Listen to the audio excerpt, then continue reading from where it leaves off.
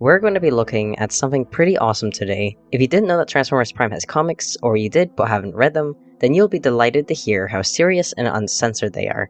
I mean, you look at Transformers Prime on TV and sometimes the fights are bloody, but other times, it's like they just keep hitting each other and not taking damage. Let's take a look at Transformers Prime Beast Hunters, the comics. We got the blood spraying, death, and robot organs. The story goes as dark as it wants. Maybe it's because these stories were handled by IDW. They are about the Dinobots and Cybertron during the time that the regular TFP cast is on Earth. So there are beasts at least. I would like to focus on one aspect of the story, and it might inspire you to read the rest of it. Let's start from the beginning. Few survivors are left on the dead planet of Cybertron. All the bodies lie in pieces as a narrator tells us that most of the surface is gone and everyone has moved underground searching for the last scraps of Energon. Hardly anyone cares anymore about their causes. All that matters is finding more fuel to stay alive. Sludge the Brachiosaurus Dinobot drags a large dead animal called a squid. He has killed it and brought it to the Autobots so that they can all drink its blood. The Autobots are scared and hungry, and a group of them have gathered in an underground city looking at Grimlock the Tyrannosaurus Rex for leadership. Grimlock is requested to look at two recent Autobot bodies from a place called New Callus. While he inspects them, Sludge goes back out hunting for animals. He encounters another Autobot fighting insecticons. Her name is Firestar, and she is from Last Spark. She comes back to tell Grimlock that whatever is killing Autobots recently has actually infiltrated their base. Autobots are dropping dead, 6 now. They desperately need help stopping whatever it is. But Grimlock snaps, refusing to help Lost Spark because when the Dinobots sought sanctuary with them, their leader Airwave turned them away. Sludge argues that every Autobot life matters now, and the race is almost extinct. They have to help their own kind. Snarl the Stegosaurus knows Sludge will go off on his own and thus joins him to protect him. The two of them go alone with Firestar to an underground fortress covered in spikes. She reveals that she brought them without permission, and when Airwave sees the Dinobots in his city, he is furious. Airwave is a big white and red seeker who calls the Dinobots freaks, monsters created by Shockwave.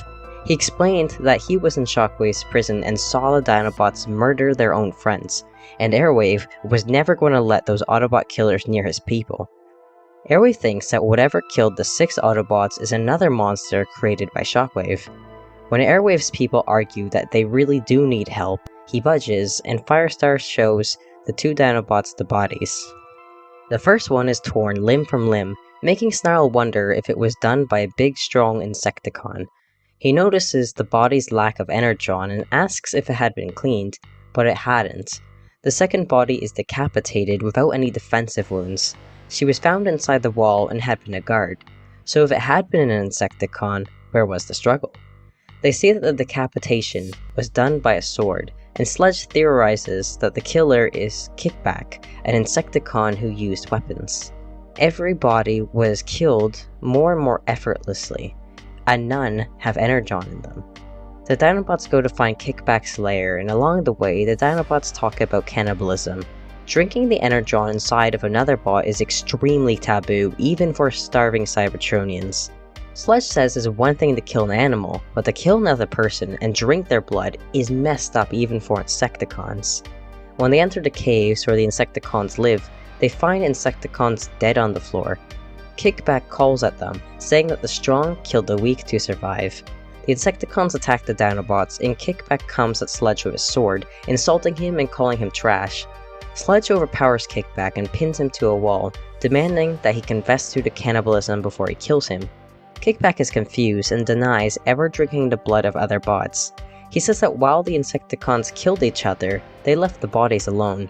And it is true, Snarl sees that there is still energon in the slain Insecticons. Kickback explains that someone has been drinking Insecticon blood. Decepticons too have been found killed and cannibalized. All the Decepticon groups had blamed each other and fought. Kickback mentions that there had been an Autobot nearby, but he took off.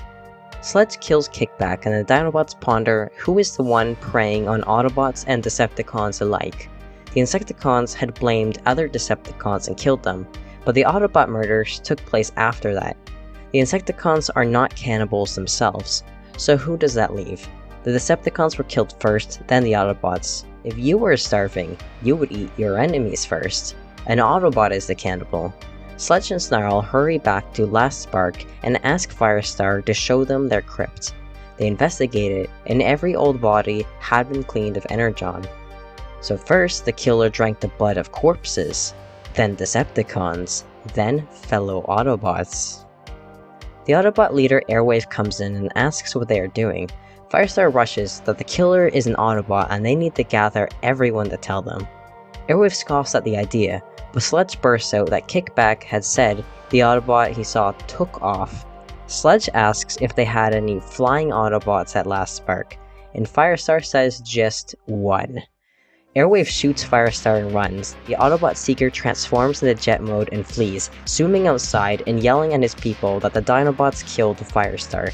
The Autobots attack the Dinobots, and Airwave fires at them, not caring if he hits his own Autobots. Sludge manages to bite his wing and bring him to the ground, but he doesn't think he can win this fight. He is weak, and this Seeker is fully fueled.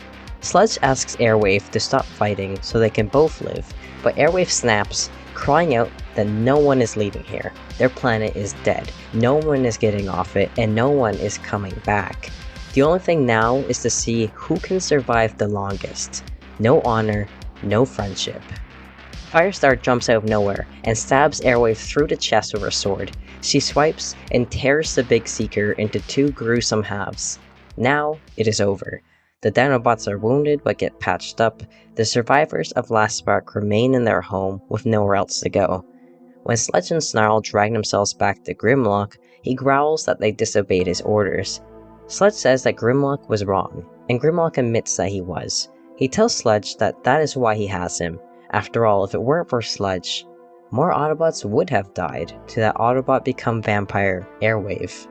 And that's the neat and dark little story hidden in the universe of Transformers Prime. I always love me some robo-cannibalism, even if what they called cannibalism in this book was only blood drinking. Airwave, what a very obscure character. It's fun when it's an Autobot doing such horrible acts instead of a Decepticon.